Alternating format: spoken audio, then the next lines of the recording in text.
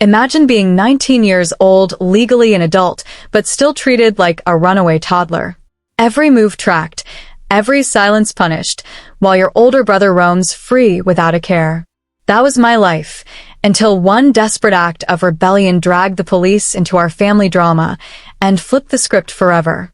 If you've ever wanted to break free from controlling parents, or wish someone would finally stand up for you when the rules were unfair, hit that like button, subscribe, and buckle up. Because this is one of the most awkward, intense, but strangely satisfying revenge stories you'll hear today. I was 19, old enough to vote, old enough to work, old enough to live on my own if I wanted.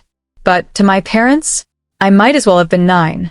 They had my phone on constant lockdown. Not just the Find My iPhone kind of casual tracking, no. This was 24/7 surveillance. If my battery dipped below 10%, I'd get a frantic text. Why didn't you tell us your phone's dying? If I didn't respond within 5 minutes, another text, then a call, then 2, then a panic spiral. And God forbid my location paused for even a second.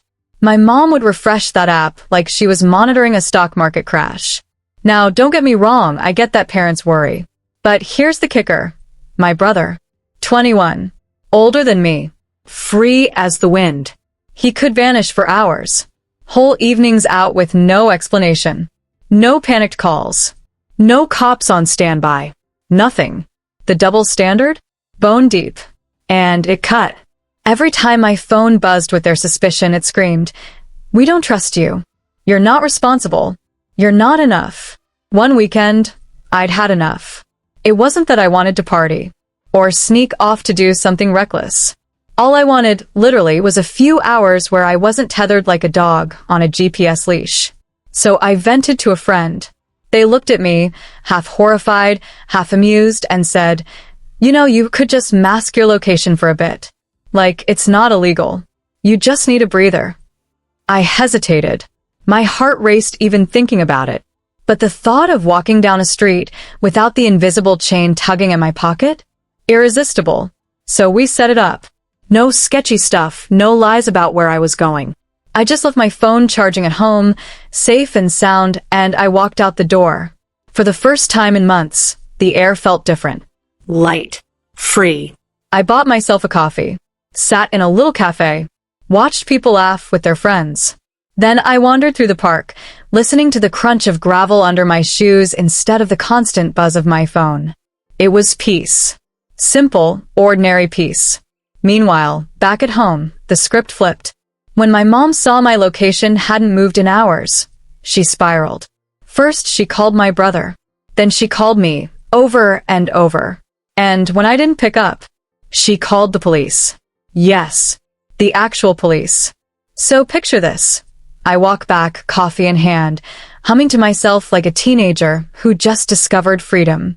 And waiting for me? Not just my parents, not just my fuming brother, but 2 uniformed officers standing in the living room. My stomach dropped. My hands went clammy.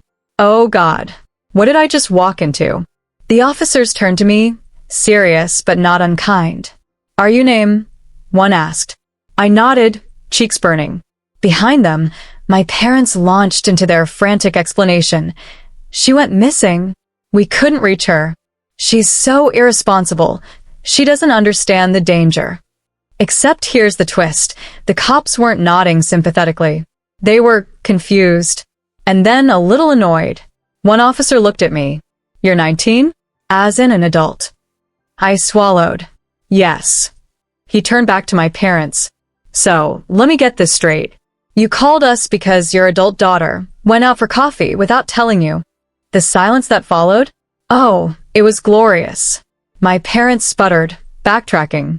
"No, it's not like that. We track her for safety. She's irresponsible. She could have been kidnapped." But the officer cut them off with a blunt, almost bored question. "Do you also call the police every time your son goes out without telling you?" My brother shifted uncomfortably. My parents froze. Their excuses crumbled in front of a stranger who wasn't buying it. I stood there, humiliated but strangely vindicated. My face burned, but inside, something sharp and electric pulsed through me. For the first time, someone outside our family was holding up a mirror. My parents weren't protective. They weren't just worried. They were suffocating, controlling, unequal. And now they had to admit it, to the police, no less. The officers didn't yell. They didn't shame. They just laid down the facts, calm and clinical. She's legally an adult. You can't force her to be tracked. You need to respect boundaries. It was like watching a glass castle crack from the inside. My parents couldn't argue, not here, not now. That moment was my revenge. I hadn't plotted to humiliate them. I hadn't set them up. But by simply stepping away, by refusing to play their game, I forced their obsession into the light. And the light was brutal. After the officers left, my parents were quiet, tense. My mom's hands twisted in her lap. My dad avoided my eyes. My brother kept his mouth shut for once. The next day, something even more shocking happened. They deleted the tracking app. Just like that. It wasn't a total victory. My brother still got more freedom. The double standard lingered like a stubborn stain. But the constant freakouts? Gone. The suffocating surveillance? Finally over. Standing there, coffee cup still warmed my hand while the police dismantled my parents' excuses. It was embarrassing, yes. Stressful, absolutely. But worth it? Every second. Because in that public, undeniable moment, the power shifted. My parents could no longer hide behind concern or rules. The truth was out. They'd gone too far. And once the illusion broke, it never fully returned. Would I recommend calling the cops as a strategy? No. It was tense, awkward, not the ideal way to draw boundaries. But in my case, that very public reckoning was the only thing that forced change. Sometimes the sweetest revenge isn't loud. It's simply holding up a mirror, letting people see themselves through someone else's eyes, and watching them squirm. If this story gave you chills, smash that like button and subscribe for more true stories of revenge, justice, and karma. And tell me in the comments, what's the most controlling rule you've ever had to live under, and how did you finally break free? I'll be reading your answers.